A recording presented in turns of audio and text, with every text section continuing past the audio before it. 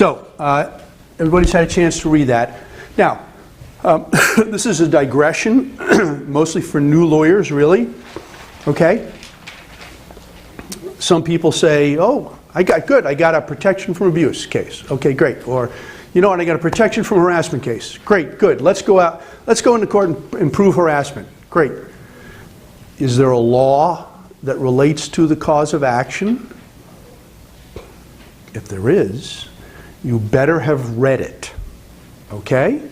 Because if you don't read the law, and let's say, for example, that a protection from harassment, to prove your case, you have to prove 3 instances of harassment, let's just say, okay, and you only go into court, prepared your client on the whole thing, and you're all ready to prove 2 incidents, sorry, okay, not enough.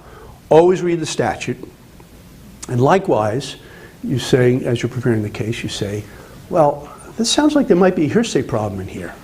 There's a rule for that. Always read the rule, okay? So I just want to encourage that, okay? Reading is a good thing, okay? It's not a waste of time. So here, you got a protection from abuse that comes into your office. Client gives you this document here, which has sort of the summary of, you know, what her story is, what Mabel's story is, and you say, okay, so now I'm going to have to go to court on a PA. What's a PA? Well, you look at the statute, okay? And here's a statute, and what does the statute have in it? Well, it's not going to scream out at you, but if you read it, it will tell you that, in fact, it has elements in it which you have to prove, starting right at the beginning. What do you have to prove? It's got to be between a family or household member or dating partner. Don't prove that? Sorry, go home. Okay, no reason to bring it, but that's an element. Okay? Now, of course, you'll say, well, what the heck? You know, or maybe you don't say, but you say, how do I find out what a family member is? You know what? There's a statute for that. Okay, so dating partners means individuals currently or formerly involved in dating each other, whether or not the individuals are or were sexual partners. Okay, so let's say you have a case different from this, but the person comes in, gives you this complaint, and says, you know, I had a relationship with this guy, okay, and this bad stuff happened. Well, you know. So he's not a family or household member, let's say. What do you have to prove if it looks like, well, the best I can do here is dating partner? What the heck is a dating partner? Is the defendant going to say, oh, we never went out on a date? You kidding me? There were no dates involved. You know, we had dinner, but that wasn't a date. Okay? What do you have to prove? Okay, so you look at the statute, and we definitely have one element here. Okay. Second, you're going to have to prove a family member, a household member, or by a family or household member or dating partner upon a minor child. Okay, now that's going to be important in this factual situation because you're going to have 2 grids going on. Family member, family household member, dating partner. Okay, this is the child's case because your client has decided to bring a PA on behalf of the child as well. So you have elements to prove for her, elements to prove for the child. Okay?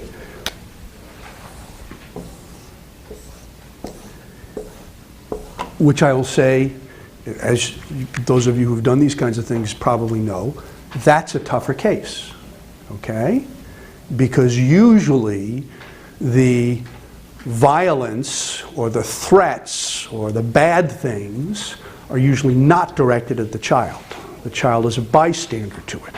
But nonetheless, if you want a PA for the child, you're going to have to prove these elements as well. All right, so you've got both there. Next, let's just back up one.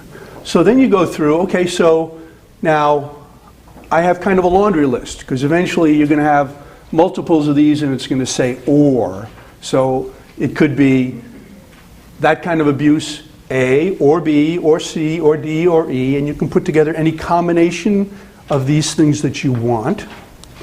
But you know that if you're going to prove it, you have to prove A, B, C, D, or E. Prove any one of them, you'll get your order. Okay? Prove multiples, you'll get your order. Okay? Safety net, try to prove multiples, and even if you fail, it's like that limb on the tree that gets smaller and smaller, even if you fail over here, you can't prove D, you can't prove B, but you got A, that's all you care about. You care about whether you have, okay, so I'm putting all these in one block, even though the proof for each one of these may be different. You know that you just have to prove one of these in order to succeed. And likewise down here, for the kid, A, B, C, D, E. So, A, attempting to cause or causing bodily injury or offensive physical contact. Okay? And now thinking of the fact pattern that we have. Attempting to place another in fear of bodily injury. Not limited to threatening, harassing, tormenting behavior, compelling by force to engage in conduct from which the person has a right or privilege to be free, knowingly restricting movements, and communicating a threat or cause to be committed a crime of violence dangerous to human life, etc., etc. Okay, so one of those you've got to have in order to put your case together. So now let's talk about this actual fact pattern here. Okay, for this element, for the wife, I've already given away the answer. Okay, what is it that you have to prove? Well, what is it you're going to try to prove? The what is going to be husband, wife. Even though divorced, that still counts under the wording of the statute. Now, what's the risk there? Let's say you put Mabel on the stand, okay? Forget about what was pled in the complaint. Now you're in a hearing. Now you're creating a record. You're creating a record which possibly is going to go up the next level to the next highest court, okay? You have Mabel on the stand, and you ask Mabel, so where did you go? I went to Richard's house. And what happened? Well, Richard did this, Richard did this, Richard did that. Great. Okay? Proven abuse. Who's Richard? Is he a husband? Is he somebody you dated? Stranger? You know? Acquaintance you met in the grocery store? Whatever. You can be abused by strangers, okay? In order to come in under this statute, you have to prove this element. So, in this case here, let's hear it from anybody who wants to volunteer. How are we going to prove this element of this cause of action? How do you know Richard? Who are we going to ask that to? We can ask Mabel. Mabel, okay. The plaintiff? Any other way we can prove it? The defendant, get the defendant to admit that they were married. Anything else? Certified divorce decree. Okay.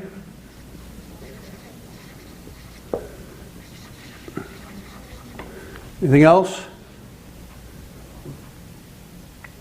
Anybody present at the wedding? I mean, you know, I'm thinking here, you know, so you get the person in there. Now, this is a very simplified example because obviously among the first words out of Mabel's mouth when she gets on the stand is, my ex-husband, boom, cross that one out, my ex-husband, okay, we've done that one, okay? But there are other causes of action which you'll have which maybe are not so clear. You have to prove that the defendant is a citizen of Rwanda. Prove it, okay? You have to prove that the incident happened in Kennebec County. Who's going to do that? Who's going to identify this is Kennebec County?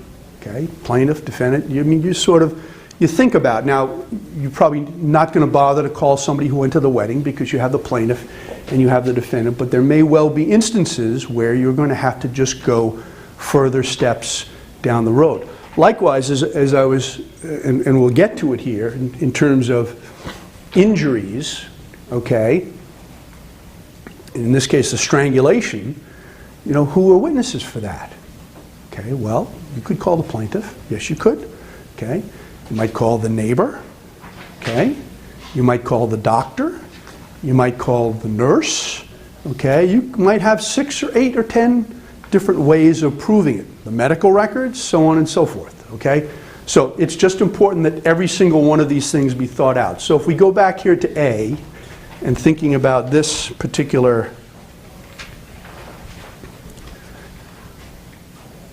fact pattern, are you going to try to prove that the abuse was attempting to cause or causing bodily injury or offensive physical contact, including sexual assaults? Are you going to try to do an A PFA? Okay. I'm seeing head shaking. What are you going to try to prove? What is it that you think fits in under A? Grabbing. Sorry? He grabbed her. Grabbing. Yep.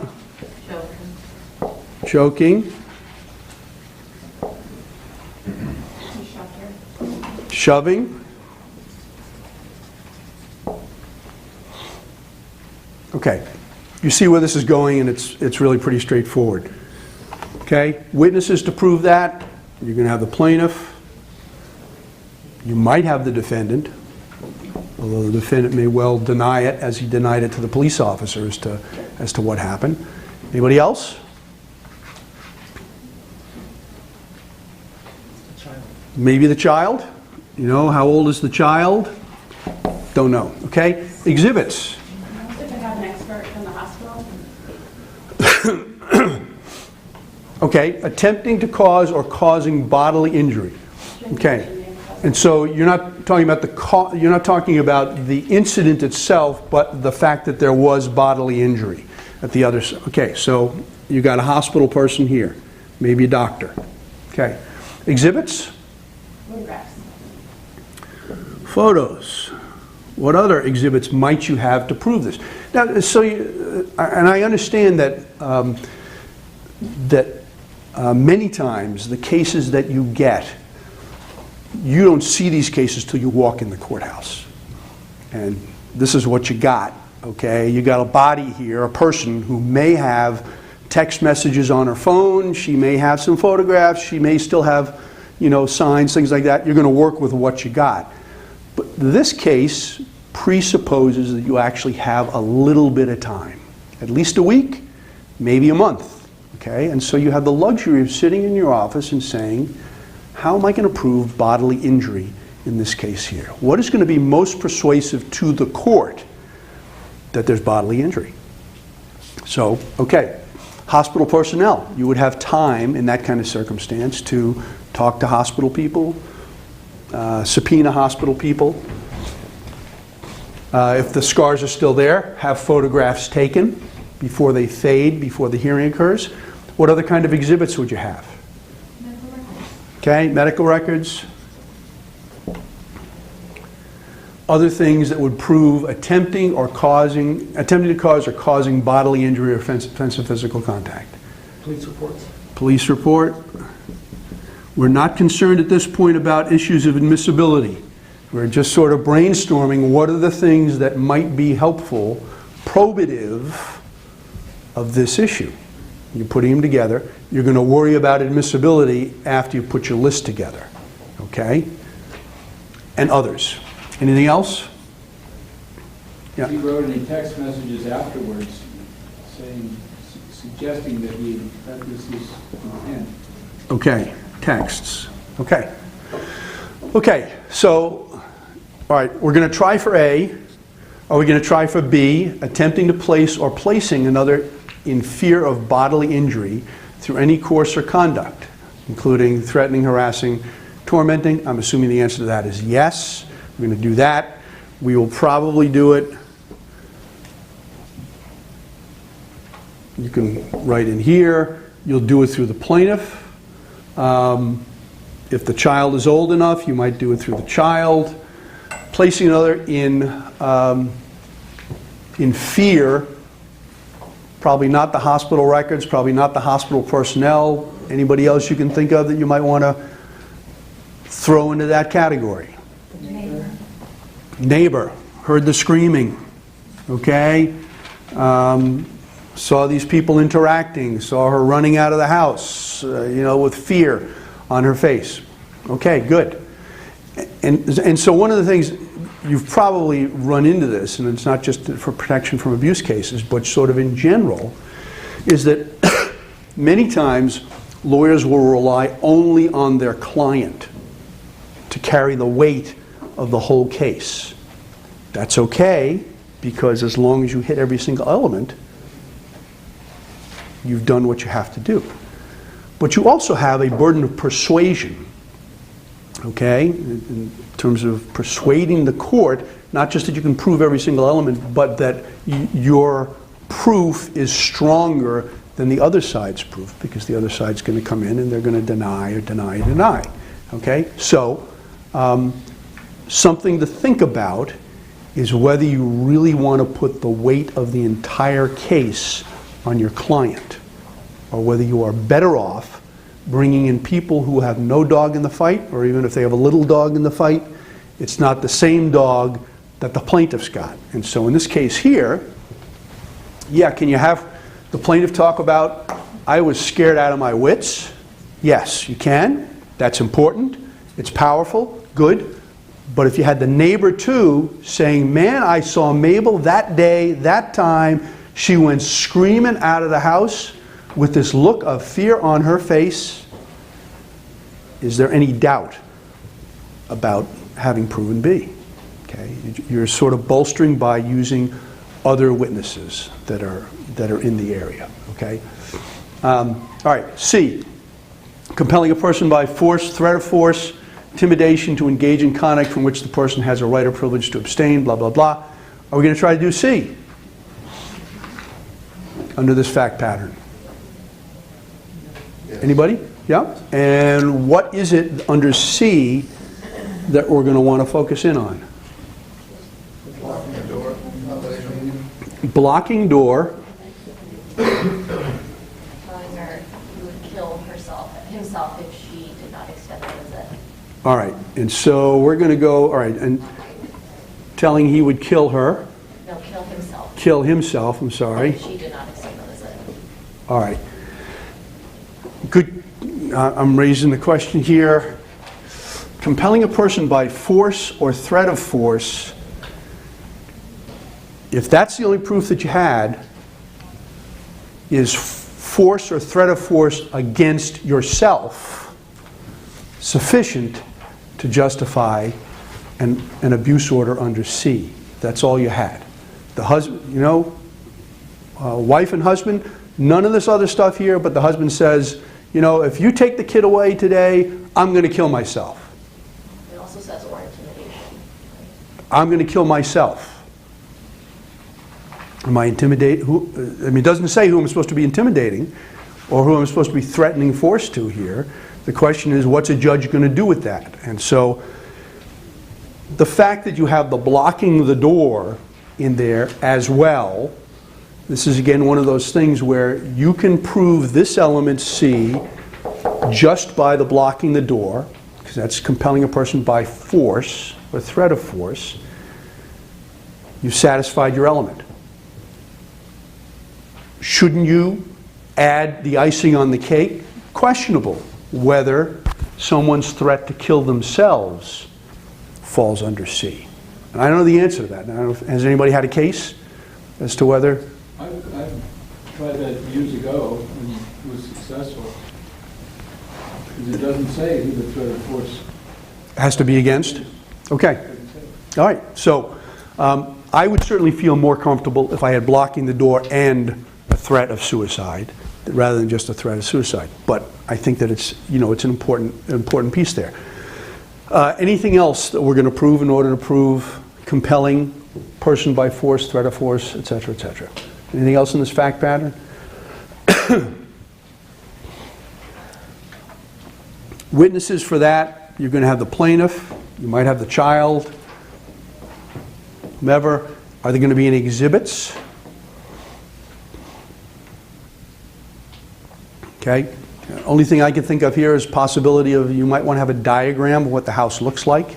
You know, if he's blocking this door over here, but there are 7 other doors in the same room, it's like, so he'll get up and he'll testify about if C is the only thing you were relying on. Yeah, I stood in front of the door. What do you want? She could have gone out there, or there, or there, or there, or there. So you might want to consider something like that. Okay. We then have D&E.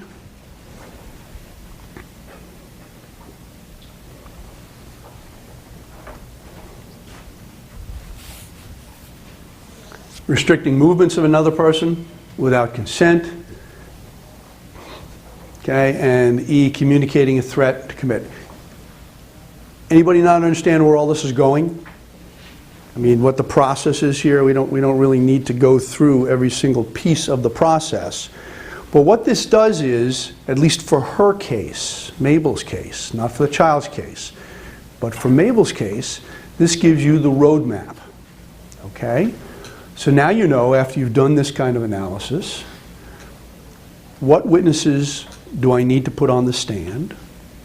Okay, and when you take the page out that has labeled at the top of it, Mabel Smith, you want to make sure that you're listing under there the 4 things, 7 things, 12 things that she has to say.